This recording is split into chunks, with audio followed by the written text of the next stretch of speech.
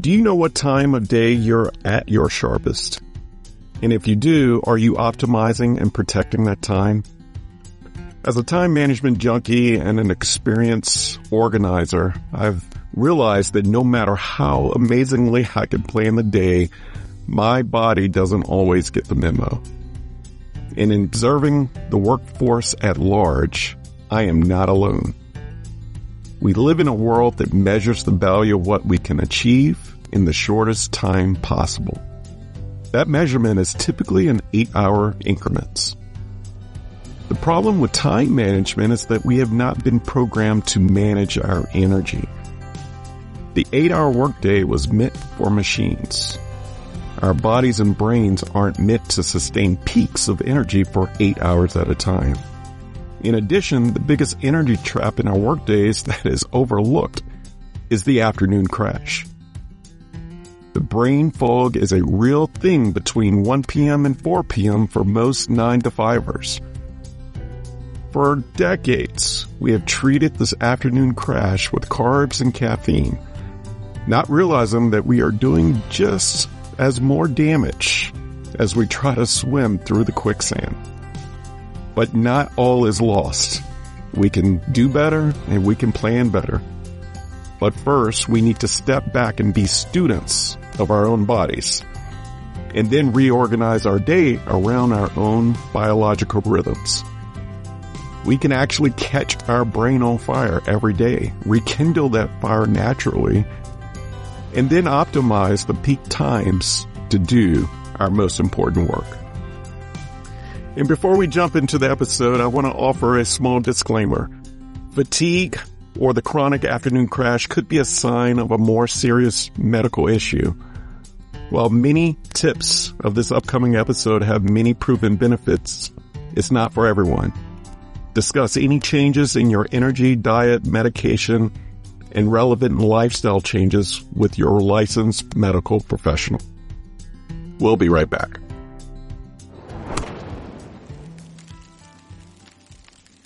You are listening to the Work Life Eubiosis podcast with your host, Charleston Edwards. If this is your first time here, welcome. My goal is simple: to eradicate burnout and to bring harmony, purpose, and balance to this world, starting with the family. My hope is that this show and the story shared will provide encouragement and ideas that will be valuable to you on your journey to work-life freedom. So let's dive in to today's episode.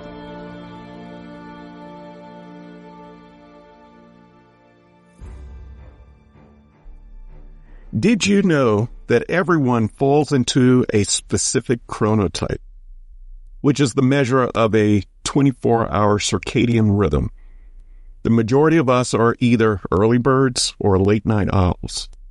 In fact, there are 4 chronotypes as researched by Michael Bruce in the book, The Power of When. Bears and lions are typically more productive in the morning. Wolves and dolphins perform later in the day. Bruce says in his book, if you can plan your day around an individual chronotype, you will find it easier to accomplish your goals. To go even further, we also have an ultradian rhythm, which is the 90-minute cycle of cognitive function and energy levels. It's our interior governor, similar to our sleep cycle, which also cycles from light to deep every 90 minutes. Knowing that we peak and dip every 90 minutes, which is typically at the same time every day because we're creatures of habit, we can then align our task, our breaks, meetings, and focus work based off these 24-hour and 90-minute cycles.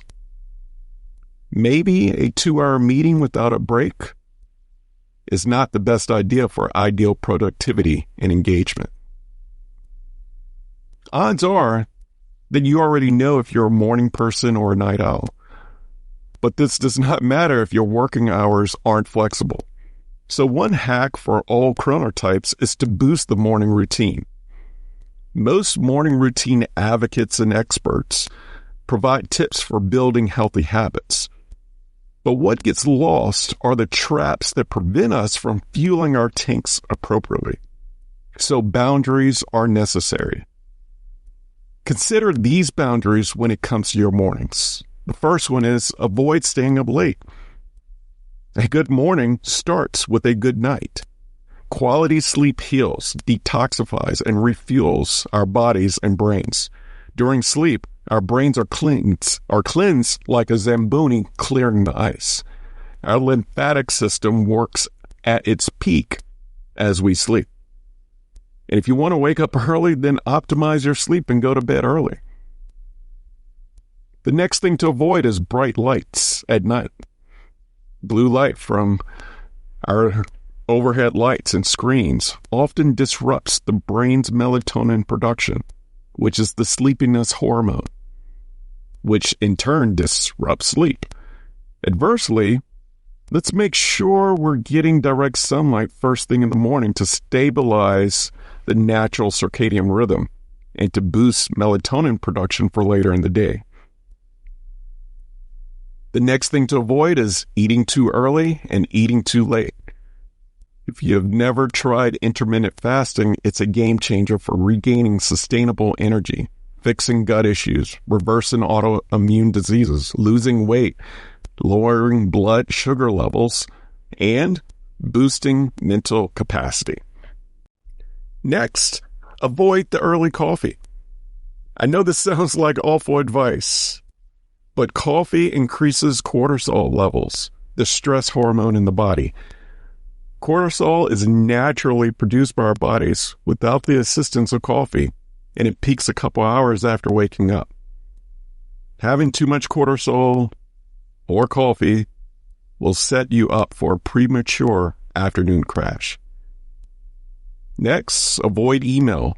Rise and grind leads to burnout. The response to an email can wait. The first hour is the power hour, and it's your time with your upper management, aka God. As soon as you think about that email, it will suck your thoughts, attention, and joy. Email can create anxiety that sets the pace for hurry and chaos for the rest of the day. Next, avoid social media. Social media uses algorithms to show content that you're prone to like or prone to hate. Social media hits on your hormone called dopamine, your pleasure chemical that makes your preferred platform super addictive. Going into any social platform for only 15 seconds is like saying that I'm only going to take one bite of that potato chip. Next, you want to avoid the news. Like social media, the news is meant to grab your attention, which triggers phrases with trigger phrases like breaking overnight, exclusive interview, or numbers are spiking. You name it, the stories of the morning are meant to be alarming, new twist on old stories, and are meant to draw you in with fear tactics. Next, avoid the kids. Young children need more sleep than adults, ranging from 11 to 13 hours up to the point that they turn teenagers. Understanding this sleep range allows you to look at your family rhythms, bedtimes, and wake times a little bit differently.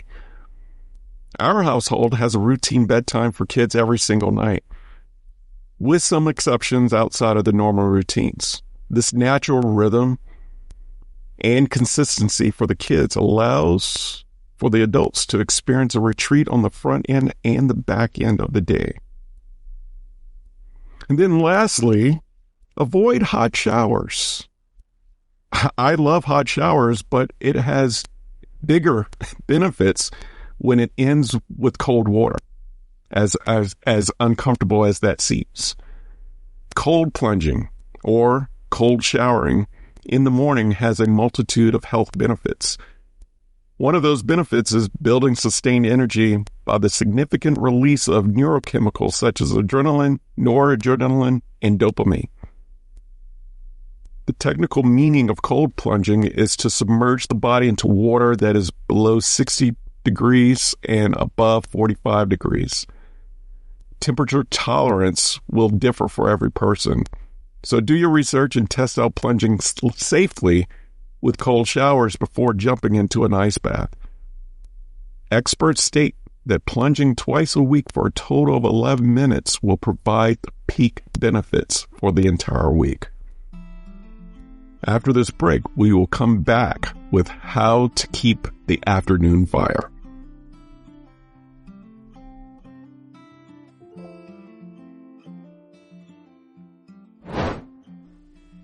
This episode is brought to you by Own Your 5 to 9, an organization committed to freeing families of the rat race and burnout. Every organization has a leader, mission, and a set of values that drives the organization. But this is commonly missed in the most important organization in the world, the family. An organization has one mission for how it will impact the world. Why not the family? An organization goes into strategic planning routinely to align its values, mission, and projects. Why not the family? Whose Home, a strategic planning guide for families, is a workbook and a tool needed in all households. Whose Home takes a strategic planning approach with 10 guided exercises to define your core family values, family mission, and tools to operationalize how your family does life together. If your family is facing a big decision, Whose Home is for you. If you're considering a career pivot, Whose Home is also for you. If you desire more intentionality and harmony in your home, Whose Home is for you. Create a healthy culture, not a hustle culture, at home. Visit ownyour5to9.com to claim your copy today. Welcome back. As mentioned earlier, the majority of 9-to-5ers are going to lose steam after lunch. The afternoon crash is inevitable, even with all the morning hacks. So the next few tips are just a handful of ways to survive the brain fog and restart the fire before 5 p.m. The first tip is to take that nap proudly. A nap does not mean you're lazy, it means you're smart. Take a small snooze with no guilt as soon as you feel the crash coming, and set an alarm to wake up about 20 minutes later. This little dosage is why they call it the power nap. You'll be set for the rest of your day with even more energy. Move outside. If you're not a power napper, then maybe a power walk is in order. A 30-minute walk is a great way to rebuild energy, move blood back to the brain, and to refocus any clutter that you have going on in your brain. It doesn't have to be fast-paced, and you can also choose to take a conference call if you have to during the walk if you're pressed for time. If time is not on your side, just do a quick 5-minute walk around the block to reset and to serve as a transition between tasks or meetings. The third tip is to oil up. And I'm talking about essential oils. Essential oils, in my opinion, don't get the credit that they should for their medicinal and therapeutic healing properties. My go-to is peppermint oil because it's great for headaches and also great for staying alert. Orange essential oils are in the same category and work as energy boosters. However, please use precaution if you've never used essential oils due to skin sensitivities, and be sure to utilize carrier oils as directed. The next tip is to listen to upbeat music, preferably with no lyrics. One of life's best gifts is the power of music. It calms, it inspires, and it energizes. The use of headphones or a smart device could be the cure-all for the afternoon crash. And the last tip is to phone a friend. Not everything has to be about work. One natural energy booster is getting our brain off work and connecting with another human being. The friction of the interaction is like rubbing two sticks together. Schedule a quick check-in with a friend to pick each other up, laugh a little, and reset the rest of the day. Your creative juices will appreciate the break. And if you didn't pick up on this, every one of these afternoon tips requires walking away from the computer or the task at hand, and the one denominator is afternoon breaks are necessary.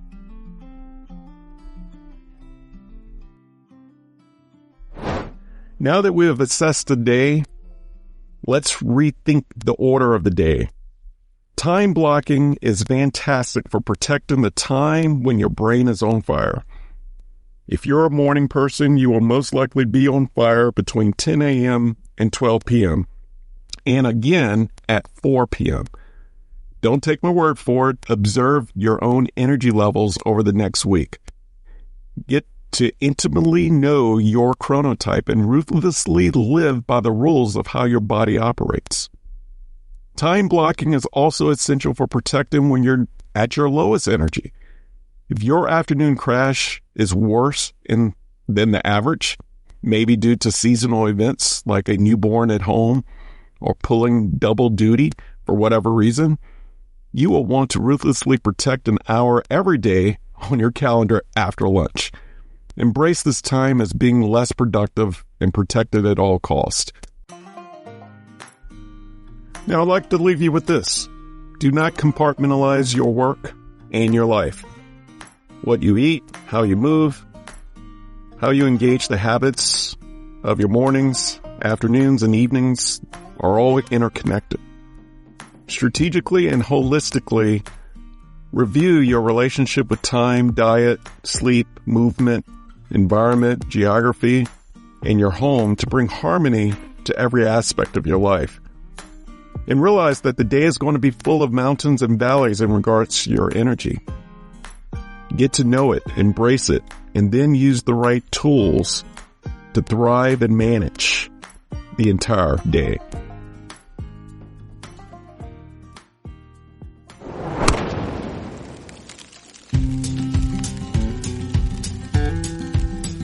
Thank you for listening to the Work-Life Eubiosis podcast, part of the Work-Life resources created by Own Your 5 to 9.